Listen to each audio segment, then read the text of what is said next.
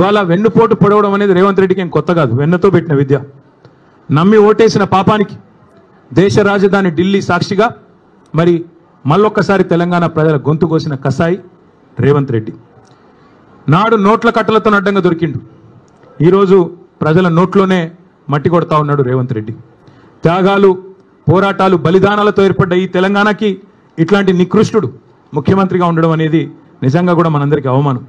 కేసీఆర్ గారి ప్రభుత్వంలో 10 ఏళ్ళు ఇదే ఖమ్మం జిల్లాలో కానీ మిగతా ఉమ్మడి జిల్లాల్లో కానీ రైతు పొలంలో నీళ్లు ఉండాలి కానీ రైతు కళ్ళల్లో కన్నీళ్ళు ఉండకూడదని చెప్పి ఒక కమిట్మెంట్తో ఇక్కడ సీతారామ ప్రాజెక్టు కట్టినా, భక్త రామదాస్ కట్టినా, కాళేశ్వరం కట్టినా, పాలమూరు రంగారెడ్డి ఎత్తిపోతల పథకం కట్టినా, చెరువులు బాగు చేయడానికి మిషన్ కాకతీయ, ఇక్కడికి వచ్చేటప్పుడు కూడా లక్కారం చెరువు అక్కడ పెద్ద ఆర్చి మీద రాస్తుంది మిషన్ కాకతీయ లక్కారం చెరువు అని.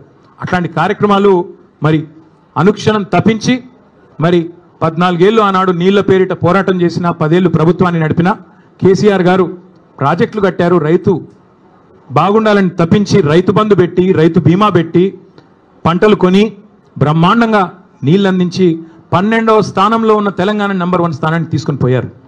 కానీ దాని గురించి కూడా నిన్న చిల్లర మాటలు ఢిల్లీలో మాట్లాడిండు రేవంత్ రెడ్డి.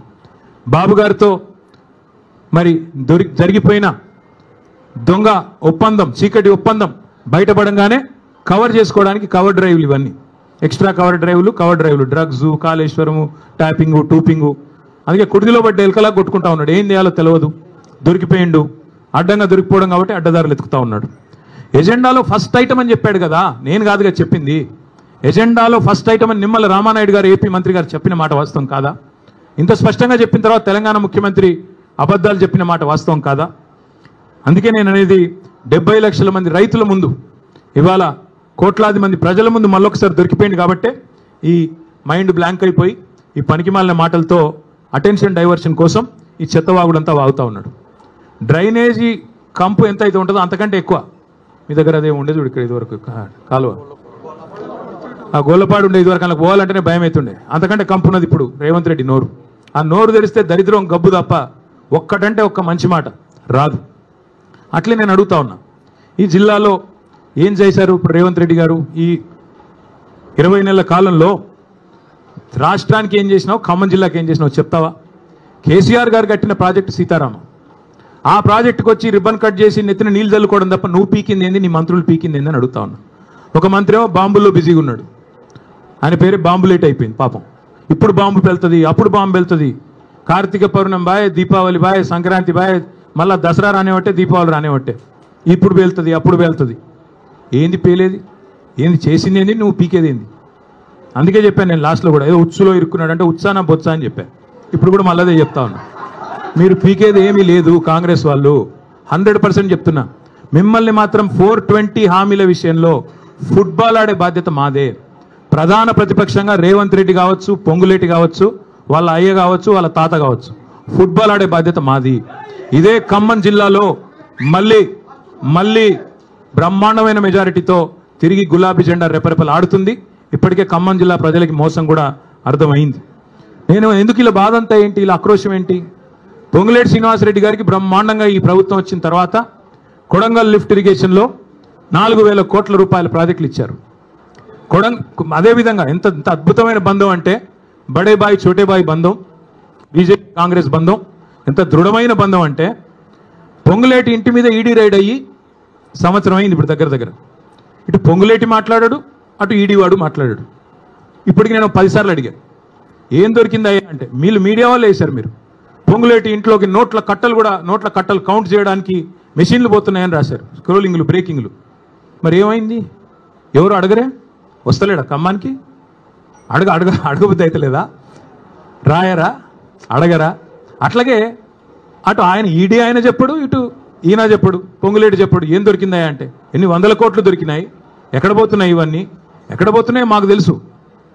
నీళ్ళేమో చంద్రబాబుకు, నిధులేమో రాహుల్ గాంధీకి, తెలంగాణ ప్రజలకు మాత్రం బూడిద. చేసిందేంది 20 నెలల్లో?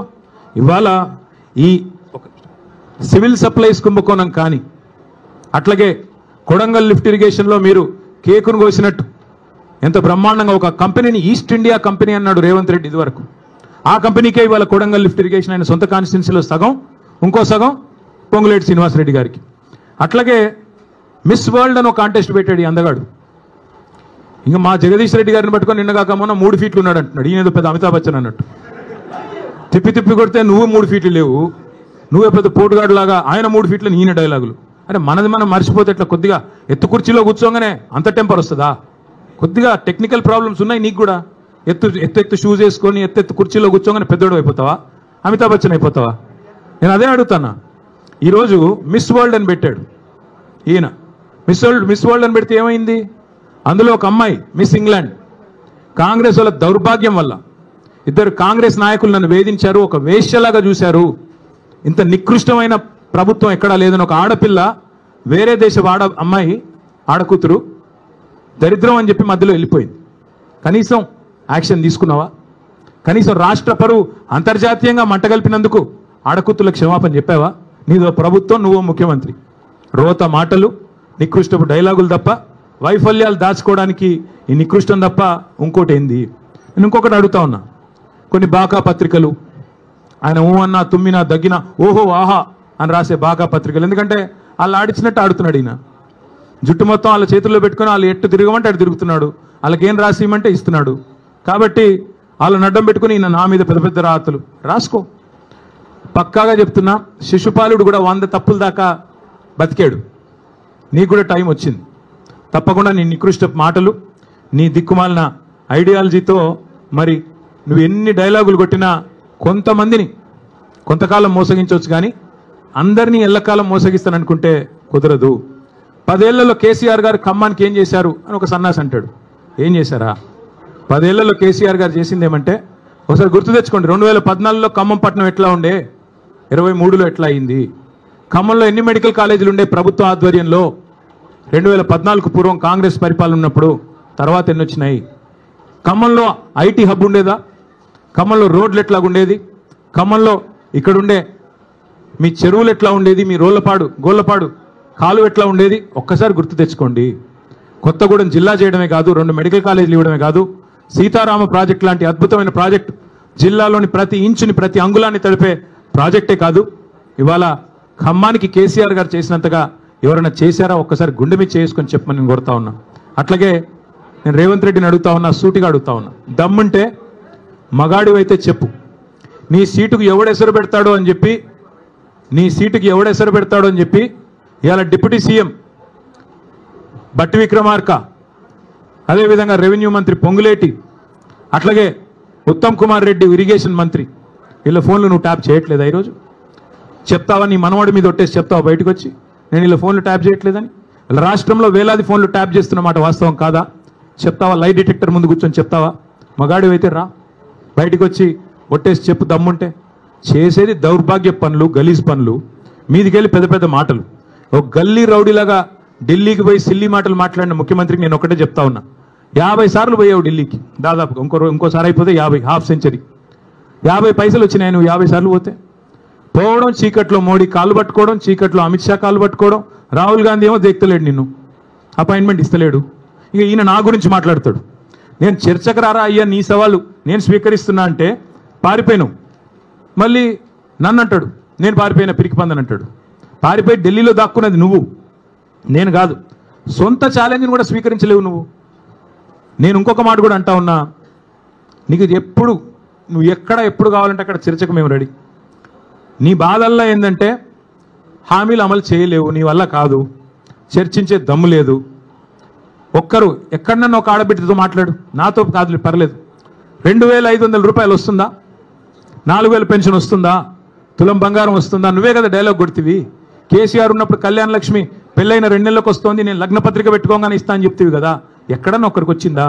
అందుకే ప్రజలకు కూడా నేను విజ్ఞప్తి చేస్తా ఉన్నా, ఈ పనికిమాలిన వితండవాదాలు పట్టించుకోబాకండి. అట్లాగే ఇంకొక మాట కూడా నేను చెప్తా ఉన్నా, ఈ దగుల్బాజీలు చేసే లుచ్చా రాజకీయాన్ని కూడా తప్పకుండా తిప్పికొట్టాలి. గాసిప్స్ ద్వారా, చిట్చాట్ల ద్వారా, తంబునేల్స్ ద్వారా చేసే వికృత రాజకీయం, నికృష్ట రాజకీయాన్ని తప్పకుండా నిలదీయాలి, నిగ్గదీయాలి. 420 హామీలు ఏమైనాయని చెప్పి తప్పకుండా అవసరమైతే రానున్న రోజుల్లో గల్లాబట్టి అడిగే రోజులు కూడా వస్తాయి. 6 గ్యారంటీలు అమలు అవుతున్నాయి, పక్కా అవుతున్నాయి, 100% అవుతున్నాయి. ఏంటి 6 గ్యారంటీలు? ఒకటి, ఫస్ట్ గ్యారంటీ అనుముల సోదరుల కోసం భూదందాలు గ్యారంటీ బ్రహ్మాండంగా చేస్తున్నారు. 4th city AI city Hyderabad చుట్టూ వేల ఎకరాల్లో RRR పేరిట తొందరలో బయట పెడతాం, సర్వే నెంబర్లతో సహా బయట పెడతాం, మీరు చూడండి. రెండో గ్యారంటీ బాబు గారి కోసం బనకచెర్ల ప్రాజెక్టు గ్యారంటీ. మూడవది రాహుల్ గాంధీ కోసం నెల నెల బస్తాలు మూటలు నోట్ల కట్టలు గ్యారంటీ. నాలుగవది బావమరిది గారి కోసం అమృత్ కాంట్రాక్ట్ 1137 కోట్లు ఇప్పుడు మళ్ళీ సింగరేణిలో కొత్తది ఇచ్చాడంట, ఇంకోటి ఇచ్చాడంట, అది కూడా రేపు ఎల్లుండి బయట పెడతాం. ఐదవది గ్యారంటీ ప్రశ్నిస్తే అక్రమ కేసులు అరెస్టులు ప్రతిపక్షాల గొంతు నొక్కడాలు నిర్బంధాలు అణచివేతలు.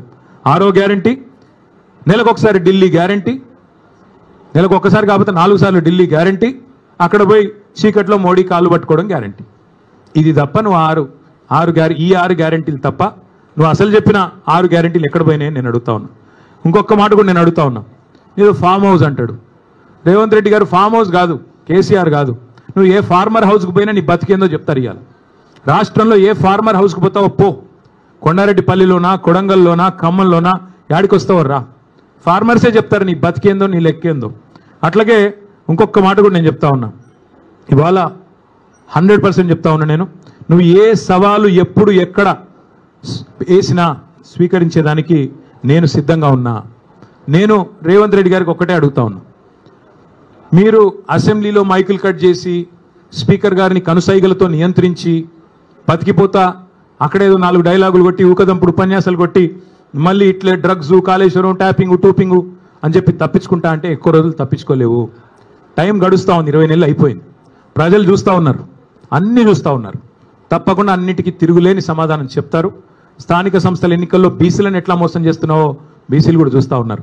42% రిజర్వేషన్ల పేరిట నీ ప్రభుత్వం ఆడుతున్న నాటకాన్ని కూడా బీసీలు అర్థం చేసుకున్నారు. బీసీ డిక్లరేషన్లో చాలా చెప్పావు. 20,000 కోట్ల బడ్జెట్ ఇస్తా అన్నావు, సంవత్సరానికి 5 ఏళ్లలో 1,00,000 కోట్ల బడ్జెట్ అన్నావు. మరి 2 బడ్జెట్లు పెట్టావు, 2 బడ్జెట్లు కలిపి కూడా ఇప్పటివరకు పెట్టింది 20,000 కాదు, ఖర్చు పెట్టింది 10,000 కూడా కాదు. ఎక్కడ పోయింది 1,00,000 కోట్ల బడ్జెట్? అట్లాగే నువ్వే కదా చెప్పింది బీసీ సబ్ ప్లాన్ ఇస్తా అన్నావు, ఎక్కడ పోయింది బీసీ సబ్ ప్లాన్? 42% కేవలం రాజకీయ రిజర్వేషన్లే కాదు, ప్రభుత్వ వర్కుల్లో 42% ఇస్తానన్నావు, కాంట్రాక్టులో 42% ఇస్తానన్నావు. ఒక్క కాడ నన్ను ఇచ్చినావా? కనీసం నీ కొడంగల్లో ఇచ్చినావా? చూపెడతావా? మరి నీ చేతిలో ఉన్నదేమో ఇవ్వవు. నీ చేతుల్లో ఉన్న కొన్ని మంత్రివర్గంలో 42% మంత్రులు ఉన్నారా బీసీలు? మరి నీ చేతుల్లో ఉన్నది ఇవ్వవు, నీ చేతుల్లో ఉన్న బడ్జెట్లో రూపాయి పెట్టవు, నీ చేతుల్లో 42% కాంట్రాక్ట్లో ఇచ్చేది ఉంటే అది ఇవ్వవు, నీ చేతుల్లో 42% మంత్రులు ఇచ్చేది ఉంటే అది ఇవ్వవు, నీ చేతుల్లో బీసీ సబ్ ప్లాన్ పెట్టే అధికారం ఉంటే అది చెయ్యవు, నీ చేతుల్లోనే ఇన్ని పెట్టుకొని చేయకుండా కేంద్రం చేతుల్లో ఉన్న రిజర్వేషన్లు నేను చేస్తున్నా అని చెప్పి నువ్వు నమ్మించి ఒక కాగితం ఇస్తే నమ్మడానికి బలహీన వర్గాల సోదరులు ఇవాళ చైతన్యం నేను లేరువారు అనుకుంటా ఉన్నావా? అందరికీ అన్నీ అర్థమైనాయి. పెద్దలు నేను జస్టిస్ ఈశ్వరయ్య గౌడ్ గారు చెప్పారు, హైకోర్టు జడ్జిగా పనిచేసిన పెద్ద ఆయన, ఇది చెల్లదు అని స్పష్టంగా చెప్తున్నారు. మరి రాష్ట్రంలో ఉన్న వాళ్ళందరికీ అర్థమవుతున్నది. అందుకే నేను అనేది రేపు స్థానిక సంస్థల్లో తప్పకుండా మంచి ఫలితాలు వస్తాయి. నువ్వు బనకచెర్ల పేరిట బాబు గారికి ఏదైతే గురుదక్షిణ చెల్లించుకుంటున్నావో దీన్ని మేము తీవ్రంగా వ్యతిరేకిస్తూ ఉన్నాం. తెలంగాణ హక్కు తేలాలి. బాబు గారు చెప్తున్నారు, చంద్రబాబు నాయుడు గారు మిగులు జలాల్లో వాడుకుంటే ఇబ్బంది ఏంటి అంటున్నారు. వాస్తవం ఏంటి? నా దగ్గర మొత్తం వివరాలున్నాయి, మళ్ళీ ఒకరోజు మాట్లాడతాను. ఎందుకంటే ఇవాళ ఆయన తిట్లకు నేను కౌంటర్ తిట్లు తిట్టాల్సి వస్తుంది. నాకు ఇష్టం ఉన్న తిట్లు తిట్టడం కానీ నాకు కూడా తప్పట్లేదు అప్పుడప్పుడు ఇట్లాంటి. ఇవాళ బనకచెర్ల విషయంలో మా పార్టీ విధానం ఒకటే, తెలంగాణ హక్కు నికర జలాల్లో మొదటి నుంచి 1486 టీఎంసీల నికర జలాల్లో మా ప్రభుత్వం ఉన్నప్పుడు 968 టీఎంసీలు తెలంగాణ వాటా అని నిర్దిష్టంగా మేము గోదావరి అవార్డు ప్రకారం, గోదావరి నది మీద వేసిన ట్రైబ్యునల్ ఇచ్చిన అవార్డు ప్రకారం మేము స్పష్టంగా రాష్ట్ర ప్రజలకి కేంద్రానికి చెప్పాం. అట్లాగే మిగులు జలాలు ఏవైతే 3000 టీఎంసీలు ఉన్నాయో అదే దామాషా ప్రకారం మాకు 1950 టీఎంసీల నీళ్లు మిగులు జలాల్లో కూడా మాకు రావాలి తెలంగాణకి. అది ముందు కేంద్రంతో ఒప్పించండి మీరు. బాబు గారి చేతుల్లో ఇవాళ కేంద్రం ఉంది. కేంద్ర ప్రభుత్వం కనుక ముందుకొచ్చి మిగులు జలాల్లో తెలంగాణ వాటా 1950 టీఎంసీలు అని స్పష్టంగా అధికారికంగా సాధికారంగా ప్రకటించి నికర జలాల్లో కూడా 968 టీఎంసీలు గోదావరిలో తెలంగాణకు ఉన్నాయని చెప్పి ప్రకటించిన తర్వాత ఆంధ్రప్రదేశ్ గతంలో ఏవైతే అభ్యంతరం చెప్తూ ఉత్తరాలు రాసిందో సీతారామ ప్రాజెక్టు మీద, సీతమ్మ సాగర్ మీద, అట్లాగే సమ్మక్క బ్యారాజ్ మీద అట్లాగే కాళేశ్వరం మీద అవన్నీ ఉపసంహరించుకుంటే అప్పుడు తెలంగాణకి న్యాయం జరుగుతుంది తప్ప ఈ రకంగా ఇష్టానుసారంగా ఏ అనుమతి లేకుండా ఒక్క అనుమతి ఉందా? గోదావరి రివర్ మేనేజ్మెంట్ బోర్డు అనుమతి ఉందా? బనకచెర్లకి పోలవరం ప్రాజెక్ట్ అథారిటీ అనుమతి ఉందా? సెంట్రల్ వాటర్ కమిషన్ అనుమతి ఉందా? అపెక్స్ కౌన్సిల్ అనుమతి ఉందా? ఏ అనుమతి లేకపోయినా నేను కట్టుకుంటా, ఎందుకంటే రేవంత్ రెడ్డి జుట్టు నా చేతుల్లో ఉంది, మోడీ జుట్టు నా చేతుల్లో ఉంది అని ఎవరు అనుకున్నా తెలంగాణ ప్రయోజనాల విషయంలో ఇంకెవరన్నా రాజీ పడవచ్చు, ఇంకెవరన్నా చీకటి మంత్రాంగాలు చేయొచ్చు, కానీ మేము మాత్రం చేయం. మేము ఆంధ్ర ప్రజలకు వ్యతిరేకం కాదు, ఆంధ్ర రైతాంగానికి ఎంత మాత్రం వ్యతిరేకం కాదు, కానీ తెలంగాణ హక్కులు తేలాలి. గోదావరి జలాల్లో నికర జలాల్లో మళ్ళీ చెప్తా ఉన్నా నేను 1486 టీఎంసీల్లో మొదటి నుంచి తెలంగాణ ప్రభుత్వం వాదిస్తున్నది కేసీఆర్ గారి నాయకత్వంలో 968 టీఎంసీలు మా ప్రాజెక్టులు ఇవి అని చెప్తున్నాం. అది తేల్చండి ముందు. అట్లాగే మిగులు జలాలు 3000 టీఎంసీలు ఉంటే అందులో దామాషా ప్రకారం మాకు 1950 టీఎంసీలు రావాలి. అవి తేల్చి సాధికారంగా కేంద్ర జల సంఘం డిక్లేర్ చేస్తే తప్పకుండా అప్పుడు మాట్లాడొచ్చు. గతంలో మీరు పెట్టిన అభ్యంతరాలు ఉపసంహరించుకుంటే మాట్లాడొచ్చు. అంతేగాని ఈ సానుభూతి డైలాగులు కుదరవు. మిగులు జలాలు వాడుకుంటే ఇబ్బంది ఏంటి, మిగులు జలాలు వాడుకుంటే ఇబ్బంది ఏంటి అంటే మీరు అన్ని ఉల్లంఘనలకు పాల్పడి ఏ అనుమతి లేకపోయినా ప్రాజెక్టులు కడతాం, బడితున్నోడిదే బర్రె అంటే అది కుదరదు. మీరే కదా ఉత్తరాలు రాసింది కాళేశ్వరానికి వ్యతిరేకంగా, మీరే కదా ఉత్తరాలు రాసింది సమ్మక్క సాగర్కి వ్యతిరేకంగా, మా సీతారామ ప్రాజెక్టు ఖమ్మం జిల్లాకు వ్యతిరేకంగా.